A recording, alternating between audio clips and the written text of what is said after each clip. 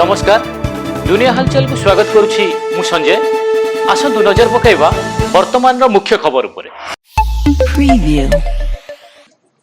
कलाहांडी जिला गौड़ करला खुंटा गाँव में निर्माणाधीन पायखाना टांकी श्वासरुद्ध होई 6 जनकर मृत्यु हेबा घटना जातीय मानवाधिकार कमिशन मानवाधिकार उल्लंघन भाव दर्शाइबा सह मुख्य शासन सचिव और कलाहांडी एसपी को नोटिस जारी करिसेंती एवं 2 सप्ताह मध्य विस्तृत रिपोर्ट दाखल पाई निर्देश देइसेंती। कर्णाटकर राज्यपाल श्रीधर मेहर इस्तीफा पर नुआ मुख्यमंत्री शपथ ग्रहण पर तारीख घोषणा कर राज्यर परवर्ती मुख्यमंत्री भाव वरिष्ठ कांग्रेस नेता डीके शिवकुमार नाम स्पष्ट होता बेले आसंता जून 3 तारिख में शिवकुमार कर्णाटकर 25तम मुख्यमंत्री भाव शपथ ग्रहण करेंगे।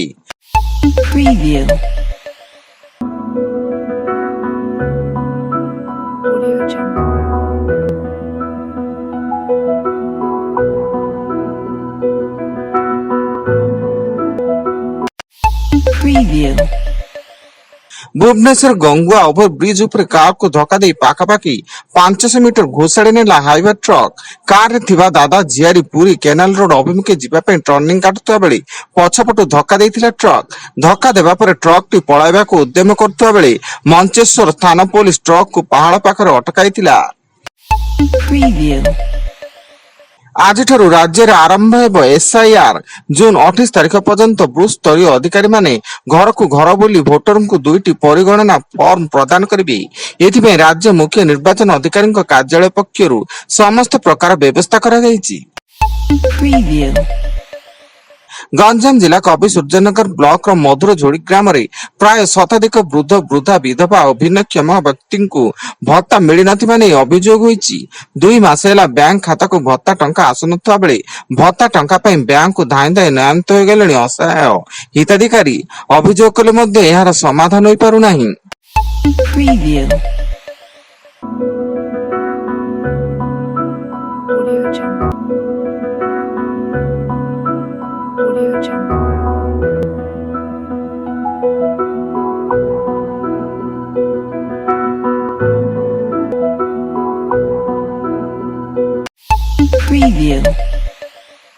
झारसुगुड़ा जिला इंगाली थाना अंचल पुलिस एनकाउंटर रे दुर्दांत अपराधी जय चौहान आहत होई झारसुगुड़ा जिला मुख्य चिकित्सालय भर्ती।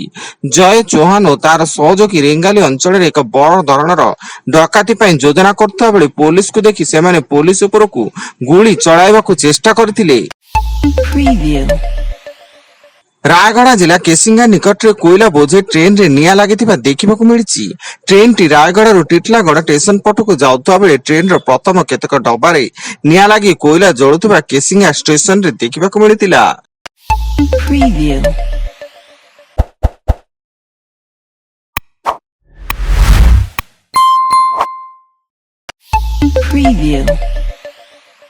पंजाब पौर निर्वाचन में शासक आम आदमी पार्टी विपुल विजय हासिल करिछि।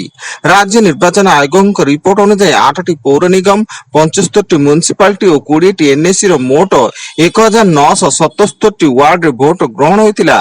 एथुरु 954टी वार्ड आप विजय होइतिया बेले कांग्रेस 390टी शिरोमणि अकाली दल 191टी बीजेपी 170टी बीएसपी 7टी और स्वाधीन प्रार्थी 250टी वार्ड रे विजय होइछन्ती।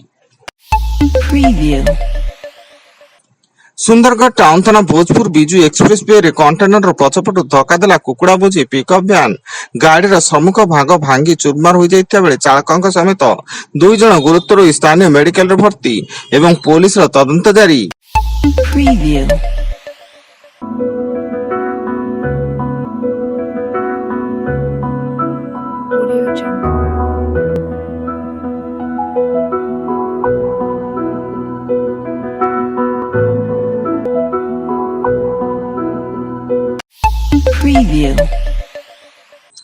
नवरंगपुर जिलार 13टी ठीपी बंध विदेशी काउंटर पर 956 जन आवेदन करिसेंती।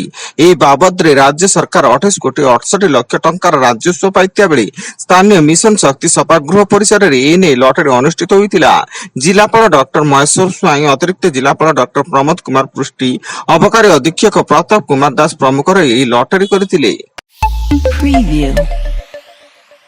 ଏବଂ ଦୁଇ ପ୍ରାପ୍ତ ବୟସ୍କଙ୍କ ମଧ୍ୟରେ ସହମତିରେ ହୋଇଥିବା ଶାରୀରିକ ସମ୍ପର୍କକୁ ପରେ ବଳାତ୍କାର ମାମଲାର ରୂପ ଦିଆଯାଇପାରିବ ନାହିଁ ବୋଲି ହାଇକୋର୍ଟ ଏକ ଗୁରୁତ୍ୱପୂର୍ଣ୍ଣ ରାୟରେ କହିଛନ୍ତି।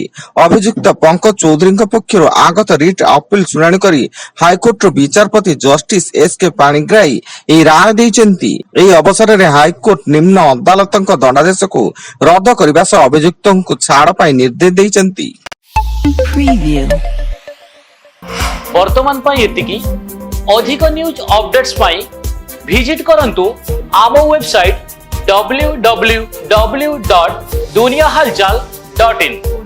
ଧନ୍ୟବାଦ।